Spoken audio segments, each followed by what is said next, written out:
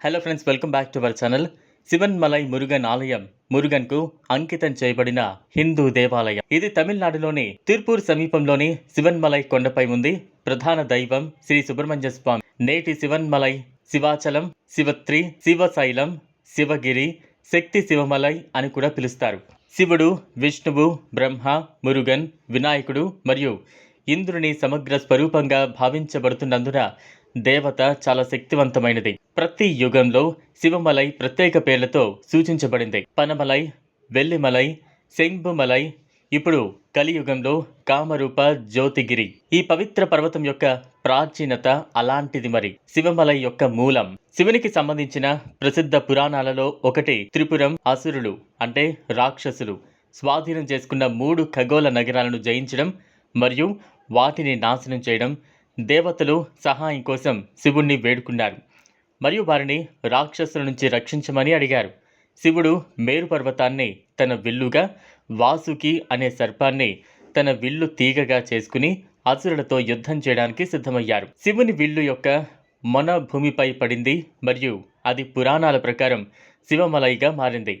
పార్వతీదేవి ఈ కొండపై ఒకసారి తపస్సు చేసినందున దీనిని శక్తిమలై అని కూడా పిలుస్తారు. అగస్త్య మహర్షి ఈ పర్వతానికి వచ్చి ఆగమాలను గురించిన జ్ఞానం కోసం తపస్సు చేస్తారు. అతను తన కమండలంలో తెచ్చిన గంగా జలాల నుంచి ఈ పర్వతంపై సహజమైన నీటి బుగ్గను కూడా సృష్టించాడు. ఈ అద్భుతం కార్తీక పౌర్ణమి రోజున జరిగిందని చెబుతారు. కాబట్టి దీనిని భక్తులు ప్రత్యేక రోజుగా పూజిస్తారు. వ్యాస మహర్షి శివమలైకి వెళ్లిన తర్వాత హనుమంతుడు కూడా ఇక్కడే ప్రార్థించాడు. శివమలైలో తపస్సు చేసిన తర్వాత అతనికి విష్ణు, నరసింహుల వలె శక్తి మరియు బలం లభించాయి. హనుమంతుడు శివమలై వద్ద పూజించడానికి గంగా తీరం నుంచి పువ్వులను కూడా తీసుకువెళ్లారని నమ్ముతారు.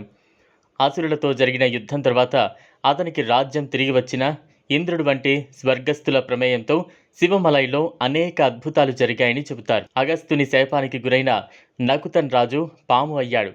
తన అసలు రూపాన్ని పునరుద్ధరించిన శివమలై మురుగన్ను ప్రార్థించమని దుర్వాస మహర్షి కోరాడు. మురుగన్ నారదుని సలహా మేరకు వల్లిమలైకి వెళ్లి అక్కడ వల్లిని వివాహం చేసుకుని శివమలైకు తీసుకువచ్చి దానిని తన ప్రియమైన నివాసంగా మార్చుకున్నాడని చెబుతారు.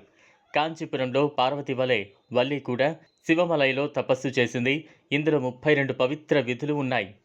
తరువాత మురుగన్ తరుత్తనికి వెళ్లి తన భార్య దేవయానాయిని కూడా శివమలైలో తనతో పాటు నివాసం చేసుకోవడానికి తీసుకువచ్చారు.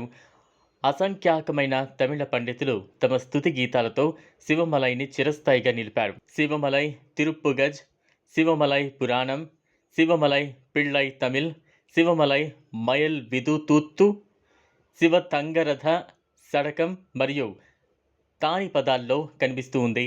పవిత్ర జలాలు ఒకప్పుడు చోళరాజు ముచుకుందుడు కుష్టు వ్యాధితో బాధపడ్డాడు. శివమలైలోని పవిత్ర తీర్థంలో స్నానం చేస్తే స్వస్థత చేకూరుతుందని గౌతమ మహర్షి ద్వారా విన్నాడు. అతను అలా చేశాడు మరియు అద్భుతంగా నయమయ్యాడు. శివమలై యొక్క పవిత్రతకు విశ్వసనీయతను ఇచ్చాడు. వివిధ తీర్థాలు అగస్త్య, హనుమ, ఇంద్ర, బ్రహ్మానంద, మంగళ మరియు వీర తీర్థాలు. ఇది ఫ్రెండ్స్ ఇవాళ వీడియో. ఈ వీడియో కనుక మీకు నచ్చినట్లయితే లైక్ చేయండి, షేర్ చేయండి, ఛానల్ను సబ్స్క్రైబ్ చేసుకోండి. Thanks for watching.